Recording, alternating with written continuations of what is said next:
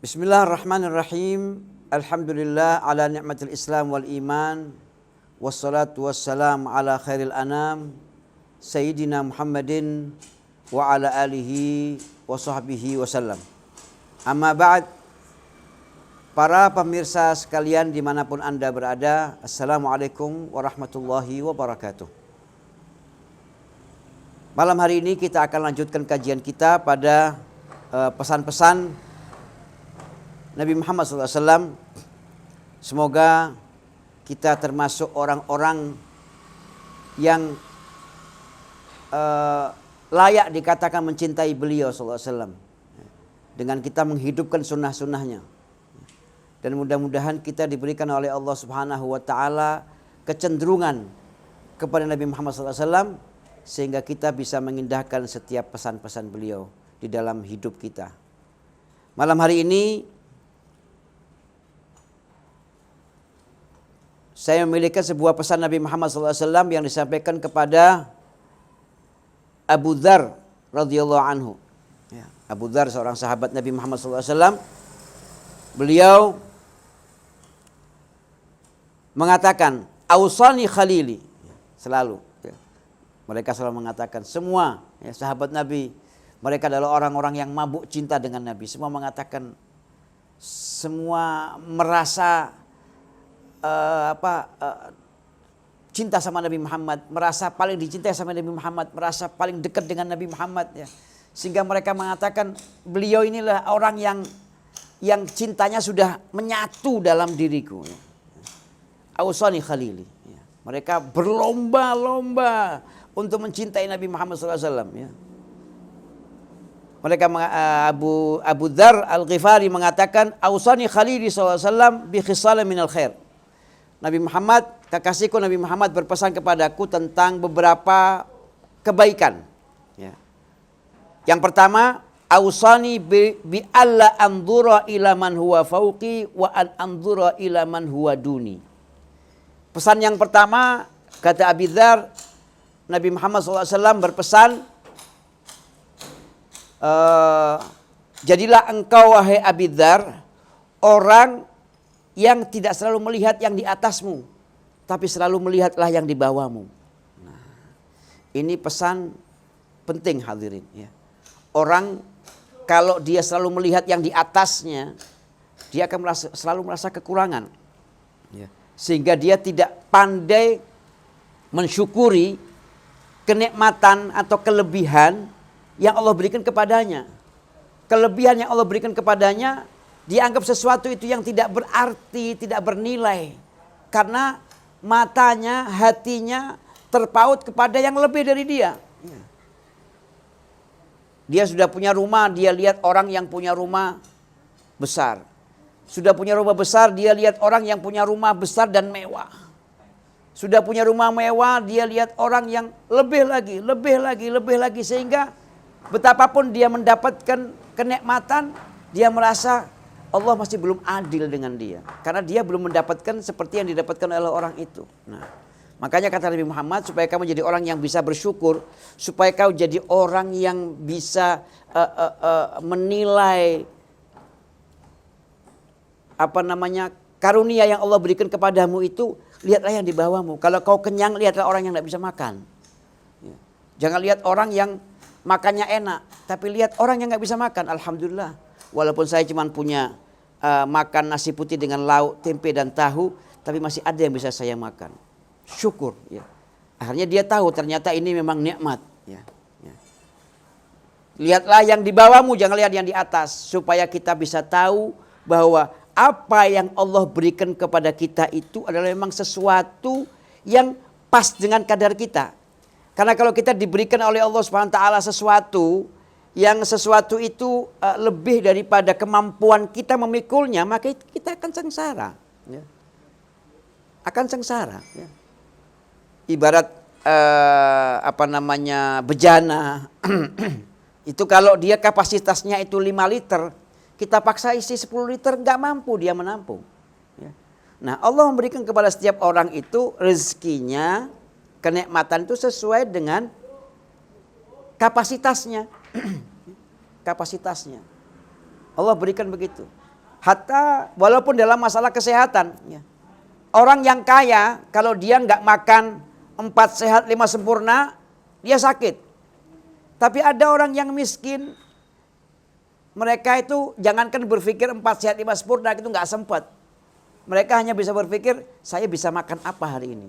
Walaupun dia makannya itu cuma lauknya itu saja, ya. Tapi Allah berikan mereka sehat. Jadi Allah sesuaikan kesehatannya, kekuatan fisiknya Allah sesuaikan dengan kemampuannya. Nah, jadi supaya kita bisa bersyukur, jangan suka lihat yang di atas, lihatlah yang di bawah. Supaya kita tahu bahwa kita nikmat. Karena belum tentu kalau kita mendapatkan seperti orang yang kita lihat itu, kita akan bahagia seperti yang kita duga. Ya. Jangan paksa Allah untuk menukar tambah nasib kita. Karena yang tahu kita itu adalah Allah. Ya. Kita kadang-kadang nggak tahu kemampuan kita. Kita maunya, wah saya mau seperti itu. Padahal kalau kita diberikan seperti itu kita nggak mampu. Ya. Kadang-kadang kita ini ya kepinginnya tukar tambah nasib. Ya. Belum tentu kita bahagia. Nah, pesan yang kedua yang disampaikan oleh Nabi Muhammad SAW kepada Abi Dzar, wa awsani bihubbil masakin wad dunuwi minhum. Wahai Abi Dzar, jadilah kamu orang yang senang kepada orang miskin. Rasulullah berpesan itu jangan sombong. Jangan kamu ya, maunya cuma sama orang kaya. Maunya berteman sama orang yang kaya. Dia merasa hina ketika dia itu punya teman orang miskin. Atau bahkan kadang-kadang kalau ada tetangganya atau familinya atau temannya yang miskin, dia nggak mau ngakuin kalau itu temannya atau familinya. Ya, gengsi, jangan. Ya. Nabi Muhammad SAW itu selalu menjaga perasaannya orang-orang miskin. Orang-orang miskin itu biasanya sensitif mereka itu. Ya. Makanya Rasulullah berpesan, cintai mereka. Kenapa harus cinta? Kalau kita cinta, kita bisa menjaga sikap kita sehingga tidak menyinggung mereka. Kenapa? Mereka itu sudah hidupnya susah. Mau kita susahkan lagi perasaannya, kita lukai dengan sikap kita yang tidak baik. Ya. Makanya Nabi Muhammad SAW itu, pemirsa, pernah berdoa. Begini doanya Nabi Muhammad. Allahumma ahyini miskinan, wa amitni miskinan, wahsyurni fi zumratil masakin. Ya Allah, hidupkan aku miskin, matikan aku dalam keadaan miskin, dan bangkitkan aku kelak di hari kiamat bersama kelompok atau rombongan orang-orang miskin. Tahukah kita pemirsa sekalian, kenapa Rasulullah berdoa seperti itu? Apakah Rasulullah melarang orang menjadi kaya? Tidak. Rasulullah menyampaikan ini di hadapan para orang-orang miskin yang ada saat itu di sekitar beliau. Rasulullah mau membesarkan hati mereka, ya. Supaya mereka itu tidak ciut hatinya, ya. Supaya mereka tidak minder. Ya.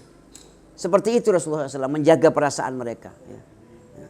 Jadi bukan berarti kita nggak boleh kaya, ya. Tapi Rasulullah menjaga perasaan orang-orang miskin itu. Supaya orang-orang miskin itu merasa bahwa mereka itu betul-betul punya arti di hadapan Nabi Muhammad SAW. Ya. Mereka bukanlah sampah di hadapan Nabi Muhammad SAW. Sampai Nabi Muhammad kepingin menjadi seperti mereka. Dan akhirnya mereka menjadi apa? Orang-orang yang punya percaya diri dalam hidup ini. Nah, seperti itu pesannya. Ya. Dekatlah kepada mereka. Pesan yang ketiga, wa awsani an asila rahimi wa in adbarat. Kata Nabi Muhammad, wahai Abi Dzar, ya, sambunglah silaturahmi kepada kerabat-kerabatmu walaupun kamu dijauhi, ya.